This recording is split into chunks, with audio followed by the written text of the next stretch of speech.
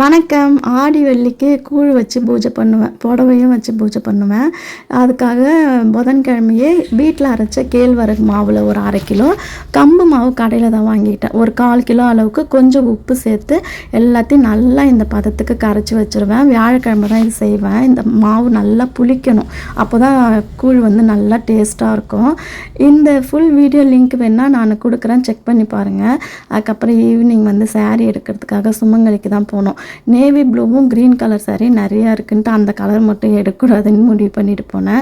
அப்படியே தீபி வந்து சுடிதார் மெட்டீரியலில் வந்து கட் பண்ணால் நல்ல மெட்டீரியல்லாம் சாஃப்டாக இருக்குது. வேணா போய் செக் பண்ணி பாருங்கள், சுமங்கலியில் நல்லா இருக்குது. அது ஸ்டிச் பண்ணணும் அப்புறமா பொறுமையாக.